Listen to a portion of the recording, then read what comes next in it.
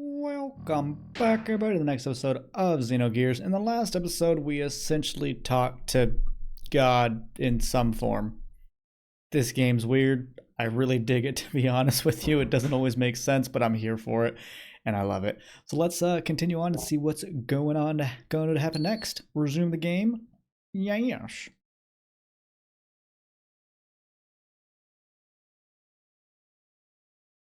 Also, I hope you're all having a good day. All right, and we like convinced Id to stop sucking, stop being a dick. And Wiseman's our dad. Fancy color scheme. Dad.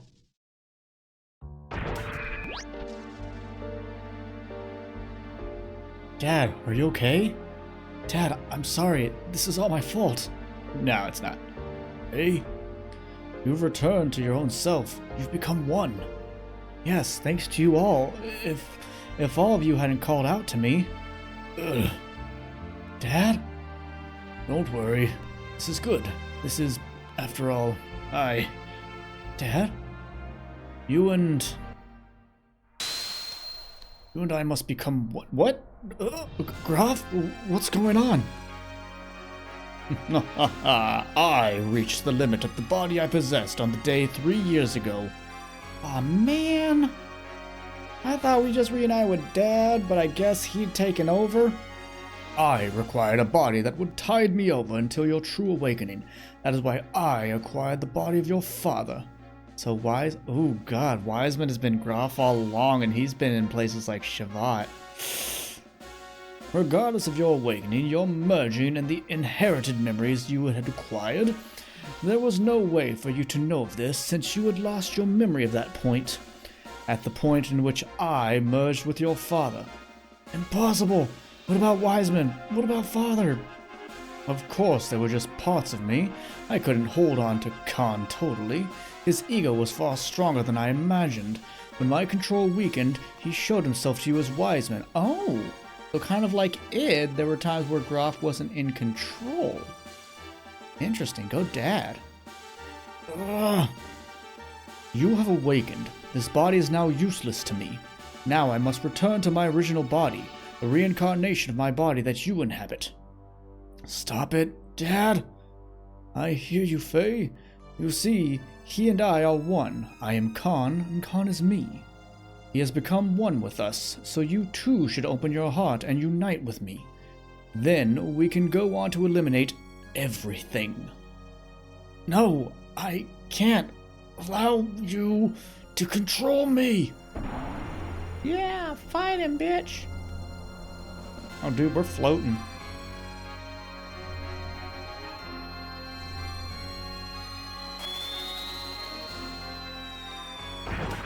Protecting your master? Then so be it. I'll merge with you both in your machine then. Now come, Faye, fight me. It's no use. I know you're Lacan and that you're a part of me. But that doesn't change you being my father.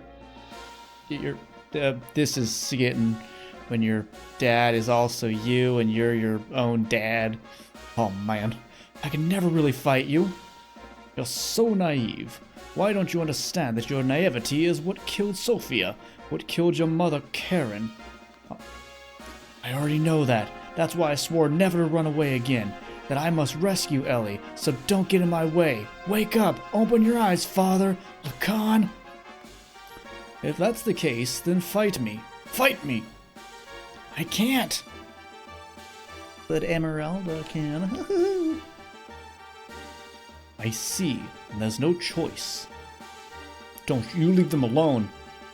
Since you are so unwilling to fight, I believe I'll have to use them as bait. Stop it! Don't we have the same memories? Can't you also remember that sadness you felt way back then? Why then? Why must you destroy everything? If we stop Deus, won't it all be over? You still don't understand, even after your contact with the Existence. I came to understand after my contact with the Existence that, even if Deus was destroyed, as long as humans still inhabit this land, Myung, Elheim will be born time and time again. Then all living things may as well perish along with Deus itself, That's the only path to freedom. The path to release us from the eternal cycles of life, the tragedies of history, and the spell of fate. Once I awaken Deus as a weapon, I'll obliterate all living things. Then I'll use your awakened self and that machine to return everything to nothing. That's what I concluded. Myong and Elheim are not just Deus mouthpieces. That woman is its main body. Why can't you see that? That's not true. She gave her life for me by shielding me from harm. Her eyes weren't Myong's. Mother came back at the last moment. Myong, Mother, even Ellie, we're all human born on this planet. Deus doesn't matter. You'll see, I will bring Ellie back. Father, no, Graf, Lacan, if you won't back down... Never. Already got his wings out. Then I have no choice. The time has come to truly become one. The one-on-one? I mean, we've got we apparently have our Omni gear now, which is baller. True Weltall. Don't throw fireballs. Oh, that's a lot of fireballs. Alright, let's see what we can do. We have all our normal stuff. We also have no more id. That makes sense. That's pretty good damage. So I feel like I should probably try to pull out my, I'm just gonna call it like Omni mode. I think that's what it is. Hyper mode, 99%? What? Does that mean we're gonna go hyper mode next turn? Right. I'll take it. Bruh, stop hitting me.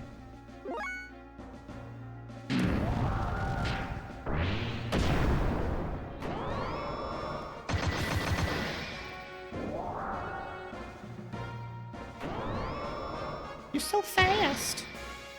I kind of want to put booster on. Yeah, let's do that.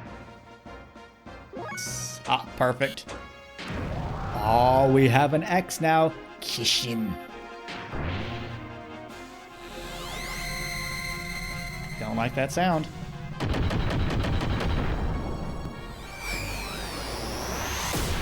Heal drop 7,997 damages. Do it again. That hits my tinnitus a little too much, but I cannot deny the damage. We got weaker. Oh no. Ugh. Ugh. That's right. Sit down, father, me, everybody. That's whatever. We are Legion. That's basically it. Why don't you finish me off? If you don't get rid of me, then you cannot get what you want. It's alright, Dad. I understand. You're not Graf. You are my father. You and Graf are one. Your will and purpose never change. I knew that once we fought, but let's stop now. Our objectives should be the same, yet join my party. How amazing would that be? And he's probably going to merge with me. It is the same as our becoming one. We don't have to fight. Oh, what? My body. Zohar's after you. The last piece to combine with Deus system. It seeks to unify with you, the first to have been divided from it. You better not, Zohar. Oh, is he gonna blow it up? What? This is what Lacan wanted after all along. After all, I'm an imperfect existence. It was inevitable that it would come to this, considering what had happened in the past. Lacan's imperfect secondary contact with the wave existence, now we're having waves, split his personality into two. Eventually his body died, but the original Lacan transmigrated. Bringing the destiny of becoming in contact with him, he was reborn as your present body. The remaining persona, just as his desires, lived on separately by possessing the bodies of others. That is Graf. That is me. I may have inherited Lacan's will, but I'm not the same as the contact Lacan. It is impossible for me to make real contact. There would be no true melding and release. Even though our bodies may be different, am still half of you. That fact remains. Although I'm imperfect, I can merge temporarily with Zohar and thus may be able to buy you some time. This is the only way I can be one with you. Dad! This is all I can do. Deus system will start to look for you again. Before then, you'll have to destroy the newly perfected Deus and the Zohar modifier. You're the only one that can destroy the physical barrier that encases God's body. Dad! As you said, that was Karen. Through many generations, Myong is beginning to break free from her bounds. Now that Elheim has merged with Deus, she has all of her memories back. All the memories from her original birth as the contact's complement up to her current transmigration. That includes all of the lives she has lived as Myong and her substitutes over the centuries. And of course, that includes your mother's memories too. Mother's memories? Faye, cut away all the binds on mankind. You should be able to do that now. Save her and allow the other women bound with her. I'm begging you, Faye. Dad, don't go. I just got you back. Oh, it's gone.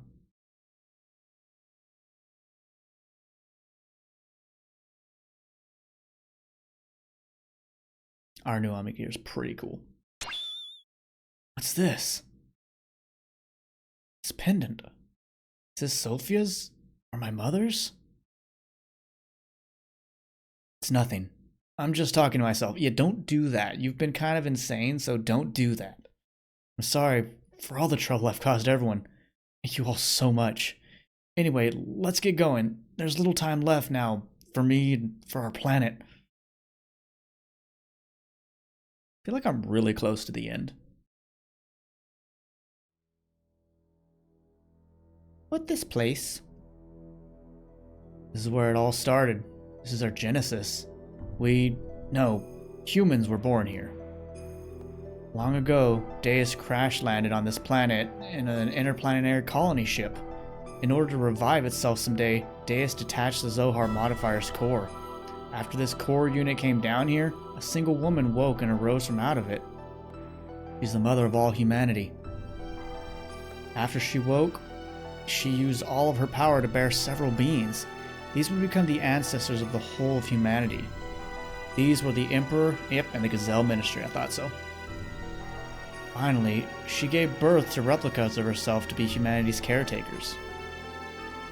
Two selves, the human mother and the weapon. The subject and the complement. That is Ellie and Myong. Ooh, there's one of those green things that holds people. I guess that's where she was. I, the sole survivor from the colony ship, met Ellie and everything started from there. The land of Genesis, Kodomini. This is that place.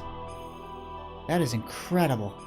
That you can clearly remember the past so long ago. I mean, usually human memories cannot be passed down through the generations.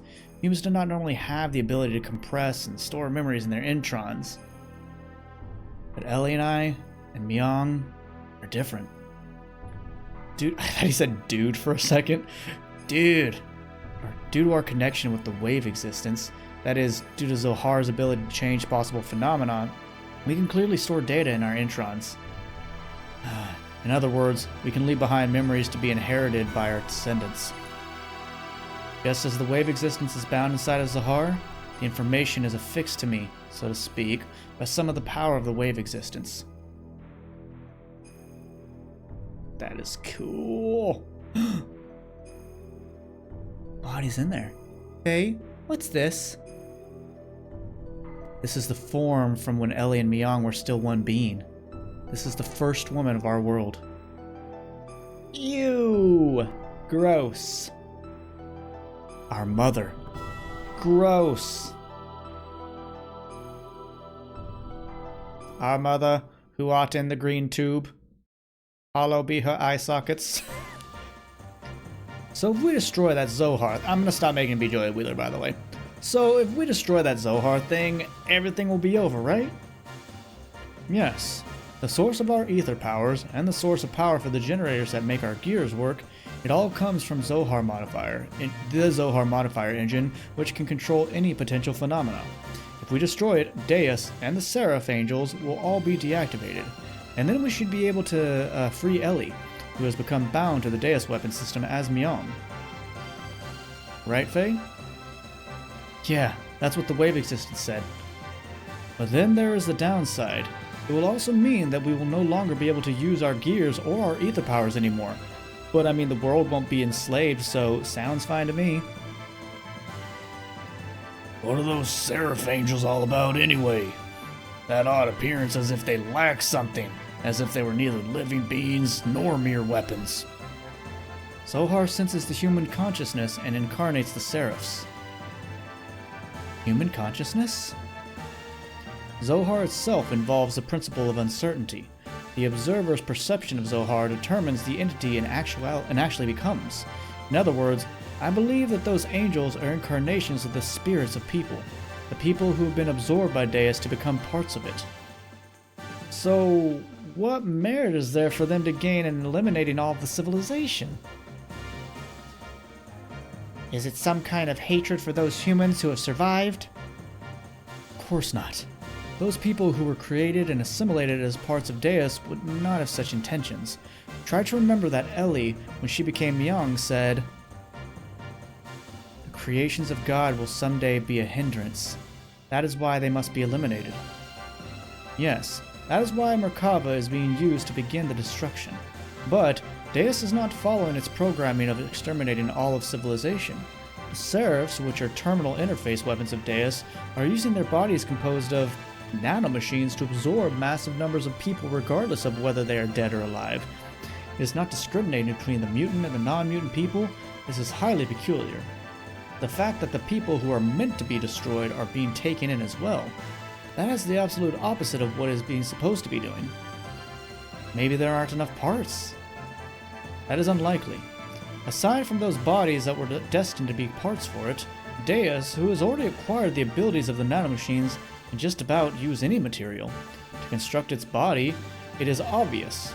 It has another intention in mind. Those intentions, Krelian has called Deus the Mother. If God is the mother, then those motives are coming from the Great Mother, impeding the growth of its child, enveloping it, to bring the child back to the womb to become one with it. That is its motives. Such a program does not exist within its design, though. It was probably given this unique will by someone, either from Ellie, who is merged with the Deus, or... Either way, it doesn't matter. Change the fact that we have to fight. Regardless of what their intentions are, the problem is that we're supposed to deal with them. You think we can do it in our current state? This secret battleship, Excalibur, okay, will also take part in the final battle. Additionally, the military potential of all the surface forces will assemble here. Even if we can put together a massive force, we still have the problem with the main armament of the Merkava. We need to know how to take that out. As long as we don't do that... Merkava's ultra-long-range cannon has the ability to vaporize any substance. Let me guess, your big laser beam part? On top of that, they have a barrier around their perimeter that nullifies all attacks. Never mind. We've fought against the Merkava many times to try to stop its onslaught. However, we cannot even get close, hence why we have to withdraw every time. Damn it, no matter how much we want to save Ellie, we can't get inside the Merkava, it's meaningless. To add to that, there is the problem of those Seraphs. They function as the terminal interfaces weapons for close defense. I can easily say that their attack power is equivalent to the Omnigear class. They even have the regenerative ability to do the nanomachines. Tora, you're here? Don't be concerned about that. I was able to obtain some data from Xenogears. You see, Xenogears has mutagenically evolved due to its contact with Zohar. Using that data, all of your new gears ought to be completed soon. Additionally, all the other weapons and armaments are being modified to implement the disassembler device. The what? Disassembler device? In contrast to the nanoassemblers, which create matter to repair within, the disassemblers...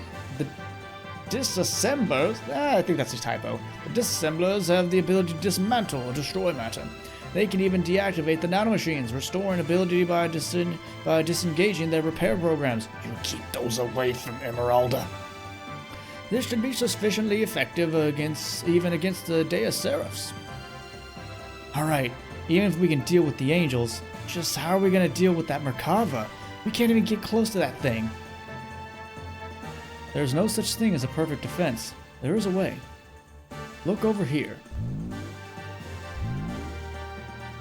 It's the Death Star. Go through the little hole. Merkava's main gun requires a 1.2 second interval to reload because of its tremendous output. 1.2 seconds? That's it?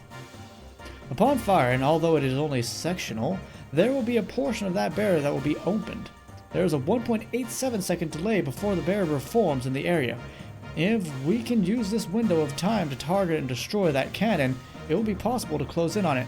Dude, 1.8 seconds is not a long time. If we can get close enough, we can break through with the gravitational spatial correction. Yeah, the gravitational spatial correction, totally. I thought of that too. Well, this is a rough idea. Unfortunately, we don't have such a long-range cannon that could acquire a target in such a brief time frame. So what you're saying is we just need to shut that annoying cannon up, right? What do you have in mind, Bart? You want to go head on into Merkava? Now you're being reckless again. That's suicide. No, listen, we're not going to just rush in. The Yggdrasil 4 and the Excalibur are also equipped with barriers. That's what we'll use. Although only for a short time, we can withstand a direct hit from Merkava's main cannon. Really? That's impressive. Then we can close in and watch for that part of the barrier and go down and then destroy the cannon. How long will our barrier last? About 20 or so seconds. That's all. It wouldn't matter how fast we fly. In that amount of time, we'll be without a barrier before we can get within firing range. And those numbers are valid only if the generator is at full drive, right? You can only get those numbers if we sacrifice all the output and propulsion. I'm not suggesting we go in with guns blazing, knowing what we're gonna lose. We're going to physically put a lid on it, directly. What? As you've said, the Yggdrasil 4 or Excalibur... What, you're spelling Excalibur with an E now? Pick your spelling! Barrier can't sufficiently defend against Merkava's attack, at least with one generator, that is. Meaning? Meaning we can defend against the Merkava with twice the amount of time, 40 seconds, if we couple the two generators together. This way, we can make it into the heart of Merkava. Then, what about the propulsion? Just hear me out. I was like, where's Choo Choo? They're at the helm. I love it. Are we gonna push them? This is what we do. First, we transform... Oh, no, right. You have robot form. We transform my Yggdrasil into heavy assault mode and load it into the Excalibur so we can couple the generators. By doing that, we can reduce the energy usage down to just supporting the whole of the ship and generating the barrier. This will allow most of the energy to be devoted to generating the barrier. Next, shift the barrier to the full front and focus it to a single point where the main cannon will make its strike. Now for movement. First off, we develop a barrier by engaging Excalibur's generator to maximum power. For propulsion during that time, we'll install in the Yggdrasil those large solid rockets we got from the ruins of the mass driver. Okay, when Excalibur's barrier expires, we'll use the Yggdrasil 4's generator to develop a barrier. Then we'll also detach the solid rockets and shift the Excalibur into conventional flight. I mean, this guy is a pirate. He knows what to do with the movements. Using this method, we can get right into Merkava's face. After it fires, it'll be defenseless. During this time, we'll block the muzzle of the Merkava's cannon with Excalibur's bow ram, upon which we should have 0.6 seconds. That's not a lot. With the cannon fire of the Excalibur, we'll destroy the Yggdrasil 4's slave generator and incapacitate the Merkava along the way, and then we break through, leaving it all down to 0.67 seconds. That's about the plan of it all. The combination of the barriers on both ships, storing the Merkava, the timing of the cannon, fire the Excalibur, these are all going to be crucial. Mess up on one of these and the consequences are going to be severe. Hence, it'll be necessary to have both crews in sync with each other. That's why I'd like to place Sig in command of the Excalibur. I have no qualms with that, brother. What do you think, Queen? Will you lend us your battleship? Since there appears to be no other alternative, let us go with that. Yeah, it's that or we just die or whatever, so sure. Please use it as you see fit. But are we not cutting it uncomfortably close? When you calculate the arrival time and the barrier generation time, you will see what I mean. One minor mishap will put us in a situation where we could run out of a barrier power before our arrival. Also, we will be devoting both generators to keeping both barriers up. Won't that leave us without perimeter defenses? We won't stand a chance if we get engaged by the Seraph Angels on our way to Merkaba. We'll hold them off. You can count on us. You guys just concentrate on taking out that main cannon. I hope we don't have to do another one of those like side-by flyers because that was awkward. I'd rather just do combats. Thanks. We're depending on you. Alrighty, everywhere else has been taken out. This is the only place that's left. This is going to be the true final battle. Yeah! Frickin' go, mother lickers!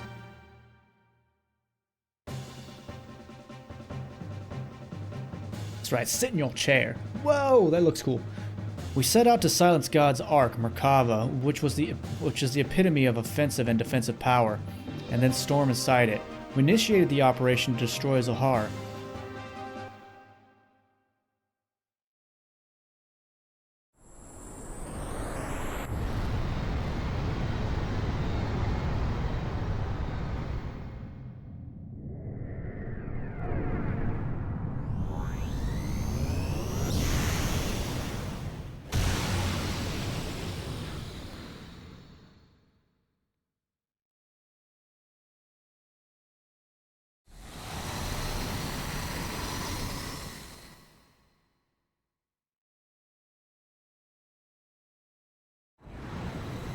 $19.20.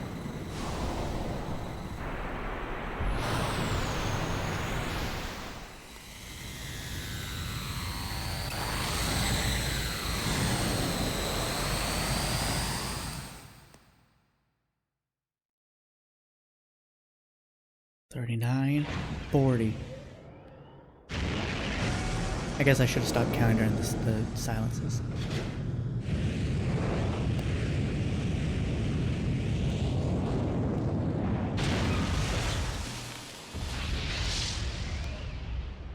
That was cool.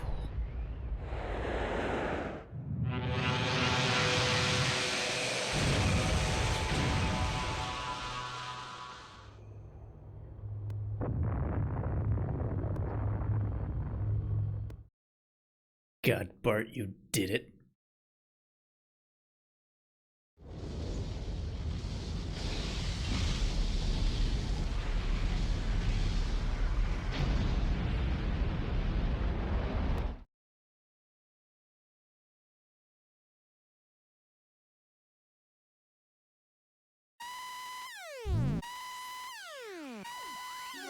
That can't be. A secondary explosion? Oh no, I should have known better. What a miscalculation. The explosion was too big.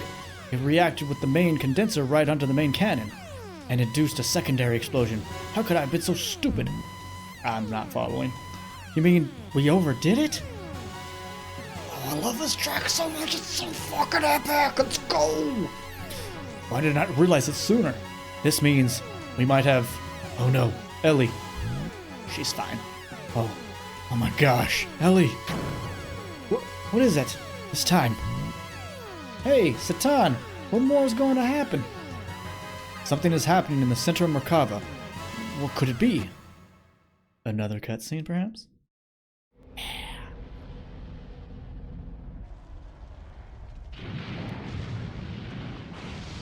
What? Fuck.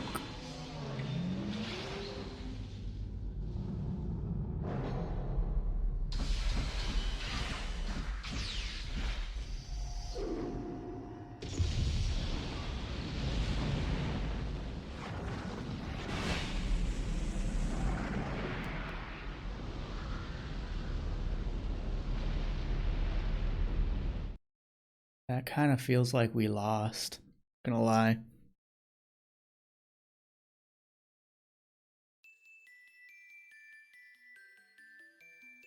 That time, the earth quaked and shook, and from the location where the Merkaba crashed, a giant object appeared. Very Gaia-like towards the end of Grandia. It was Deus' final form. The Merkaba was merely its vessel. Deus evolved through the use of Krellian's nanomachines into a planetary-scale weapon and began terraforming. It was attempting to convert this entire planet into a weapon. We retreated back to the base at the snow plains to form a new strategy. We decided to go back into Deus. Time was running out for us.